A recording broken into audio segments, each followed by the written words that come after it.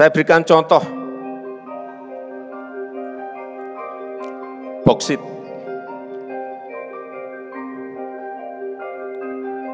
Sebelumnya, boksit itu adalah, Indonesia adalah eksportir nomor 3 boksit ore.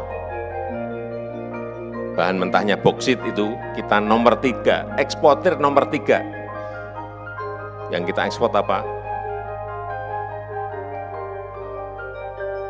Kayak tanah dan campuran batuan udah kirim. Nomor 3 di dunia.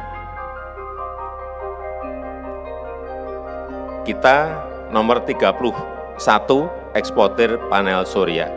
Padahal bahannya ada di sini semuanya, tapi kita eksportir nomor 31.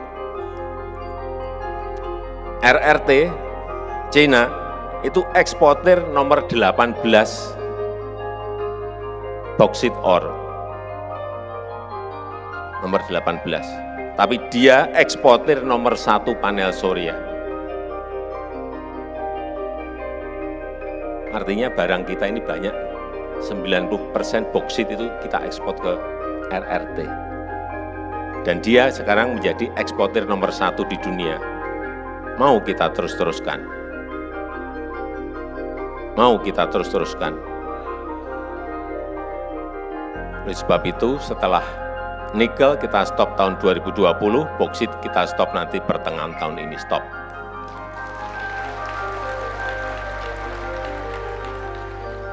Tapi kita masih ada persoalan besar satu. Kita nyetop nikel itu digugat di WTO, digugat oleh Uni Eropa.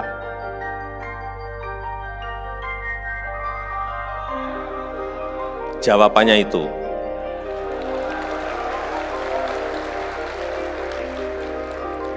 kalau kita digugat, kemudian kita mundur, kita belok kanan, nggak jadi.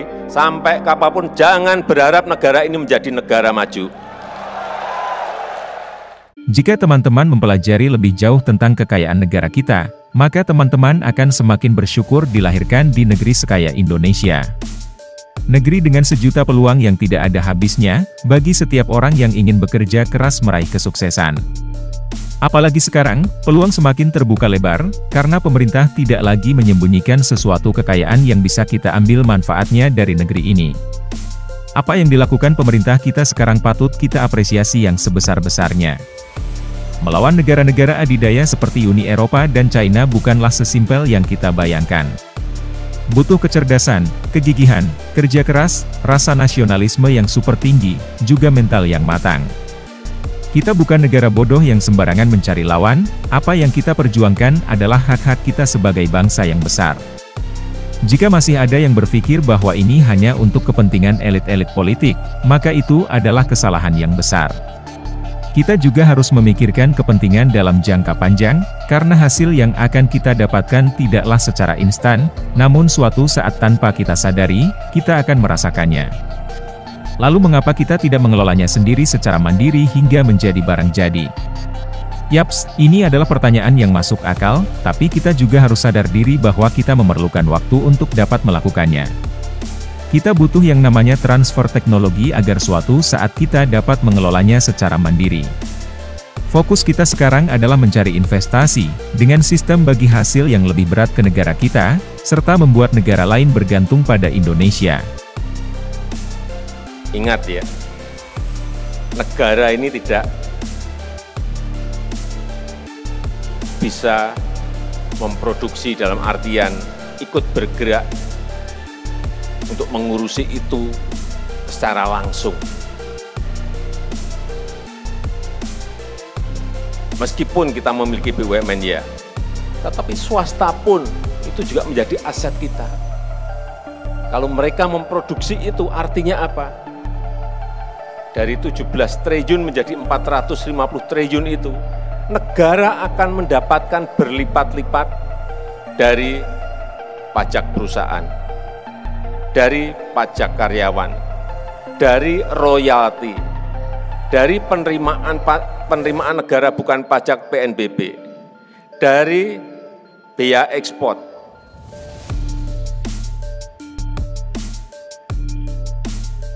Dari royalti, kalau kita juga ikut memiliki saham sebagai contoh di Freeport, kita akan dapat ini. Dari sinilah negara mendapatkan penerimaan, mendapatkan pendapatan, dan ditransfer lagi ke daerah, ditransfer untuk dana desa, ditransfer untuk bantuan sosial, dapatnya dari situ. Sehingga kalau ekosistem besar ini kita dapatkan, dan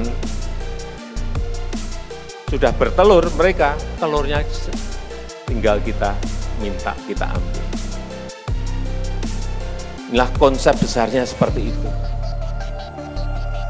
Jangan sampai ada yang berpendapat, Pak, yang dapatkan perusahaan besar. Bukan. Kita pun, negara pun juga mendapatkan itu. Memenangkan gugatan negara-negara adidaya bukanlah persoalan yang mudah, karena mereka juga memiliki kekuatan besar dalam diplomasi luar negeri. Sehingga beberapa kali kita kalah dalam gugatan tersebut. Akan tetapi, jiwa pahlawan dari para pemimpin kita tidak diragukan lagi. Kalah digugat tidak membuat kita berpasrah diri, kita terus ajukan banding. Percayalah, sampai kiamat pun kita tidak akan rela lagi mengekspor barang mentah atau raw material. Indonesia sudah menunjukkan taringnya pada dunia internasional, bahwa bangsa ini tidak lagi menjadi bangsa yang mudah untuk ditaklukkan. Dalam menghadapi China, kami berspekulasi bahwa gugatan yang dilayangkan tidak sekeras Uni Eropa.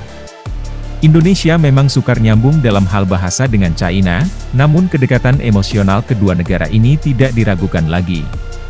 Bahkan, gugatan boksit kemungkinan tidak dilakukan China, melainkan negara lainnya yang berkepentingan. Kami meyakini bahwa China akan ikut aturan main pemerintah kita. Di samping itu, Indonesia juga adalah mitra dagang terbesar China yang akan sangat disayangkan jika berselisih. Dan lebih jauh dalam sejarahnya, Indonesia dikenal negara yang sangat perkasa dalam menghadapi China, serta China pun sangat sadar akan hal itu. Gugat, kita sewa lawyer yang baik, tetapi kalah. Tahun kemarin kita kalah. Digugat oleh Uni Eropa, kita kalah. Tapi saya sampaikan pada Menteri, jangan juga berhenti. Lawan. Sehingga kita banding. Nggak tahu nanti kalau banding kalah lagi. Tapi kalau kita belok, sekali lagi, jangan harap negara ini menjadi negara maju. Ini boksit nanti bulan Juni kita stop boksit. Nanti digugat lagi, kita pasti ada yang gugat lagi.